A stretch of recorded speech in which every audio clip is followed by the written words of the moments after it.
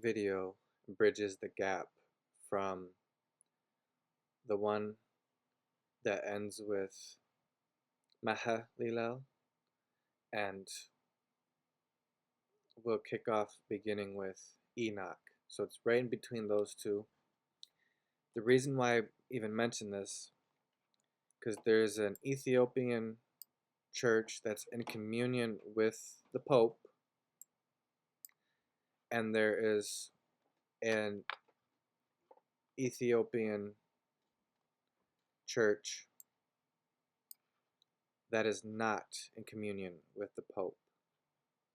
The Oriental Orthodox Church is different from what we would call the Eastern, because the Eastern breaks off in 1054 schism, but these brothers broke off in 451. They didn't like the words that meant the same thing.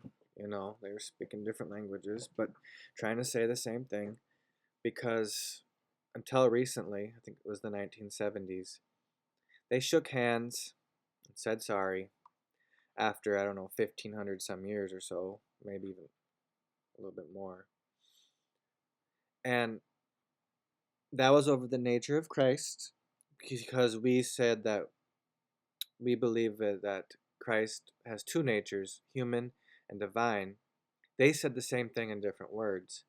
But after the next council, they felt like we were accepting the Nestorian heresy, which brings us to like the Syro-Malabar and Syro-Malankara rites with that are in communion with Rome, because Saint Thomas, doubting Thomas, apparently travels to India and starts a rite, and then 1500 years later, the Portuguese make their way over, and at this time, the Portuguese are the department that deals with heresy for the Roman Catholic Church, and they noticed some hints of Nestorianism.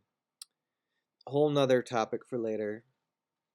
But the reason why I bring this up is because both the Oriental Ethiopian Church that's not in communion with Rome and the Alexandrian Rite that is in communion with Rome and includes the Ethiopian Rite would necessitate the realization of the 81 book canon. They both hold dear to their 81 book canon. That's important because one is in communion with Rome and one isn't. And Rome said you can be in communion with us and keep your 81 book canon. Of those additional books, the Book of Enoch is in it. And that's why it's a segue into our next episode for Enoch, the seventh generation after Adam. Through Seth's lineage, the Book of Enoch, when I reference it, I wanted to clarify some unique church history that may be involved, which brings us to something I'm going to teach you really quick, and that is, let's say, 81 books, right? We have,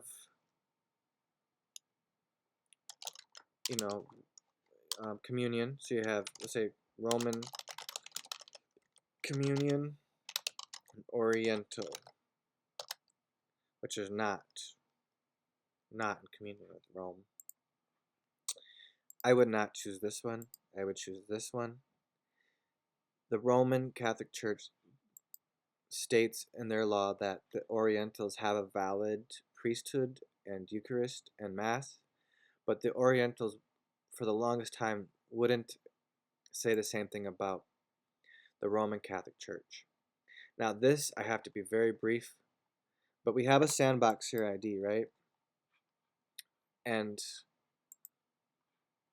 what we're going to learn is that a Catholic priest came up with the theory of the Big Bang. But you notice how your ID changes. Now, with only 6 nodes or beliefs or categories, you have 64 combinations.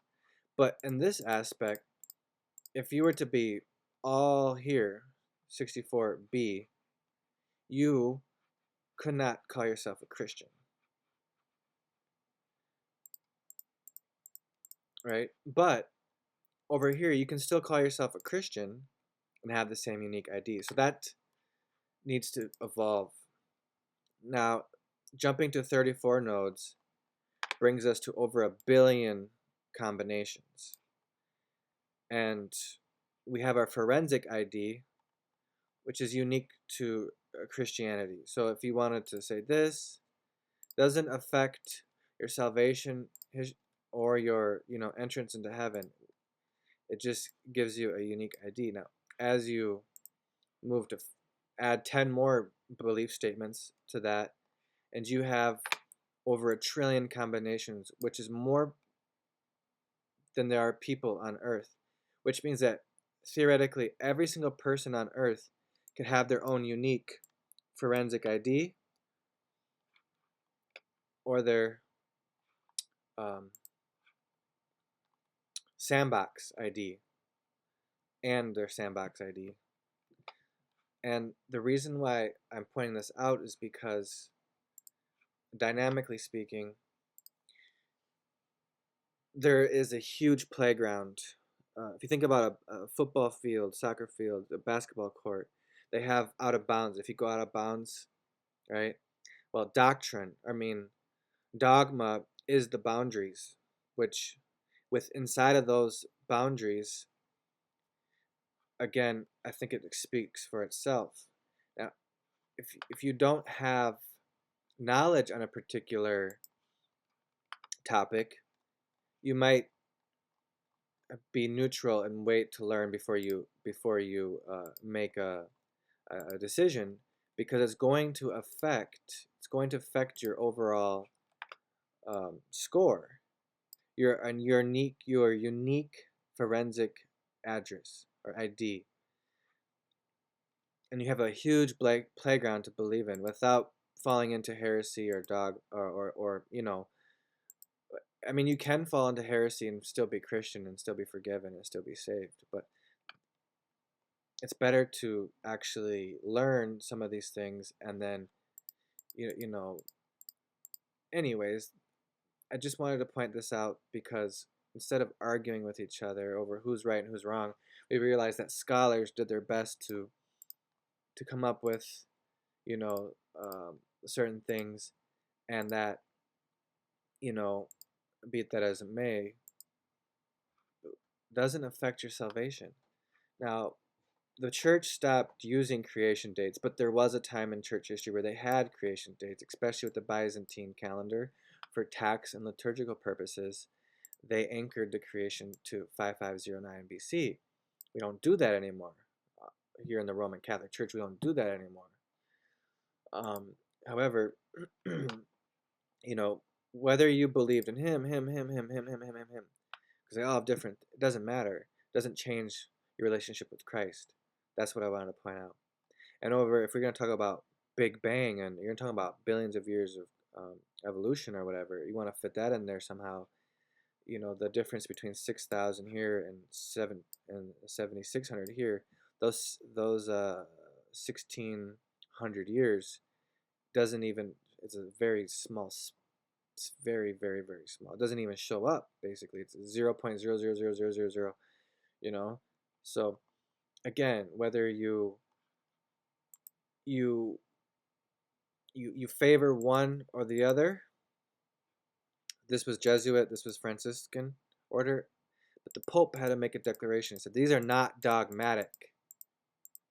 These are not dogmatic, right? So whether you want to do 1 or 5, I guess by default, I would have assumed that I don't have a I haven't looked into this yet, so I wouldn't choose.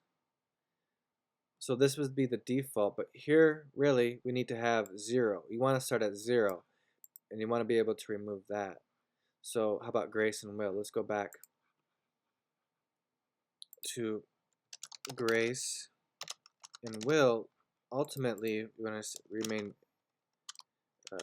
neutral, and or Thomistic, Molinist, or whatever, right? And you would just remain neutral instead, because my own beliefs and my own intelligence is developing and manifesting. I just made these things on a whim to help understand the parameters of our beliefs.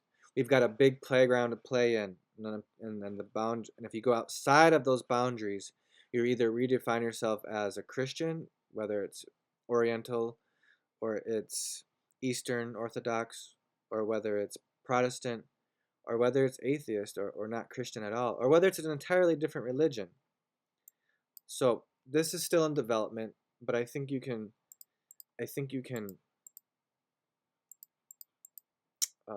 grasp enough to get what I'm putting. I think you can pick up what I'm putting down.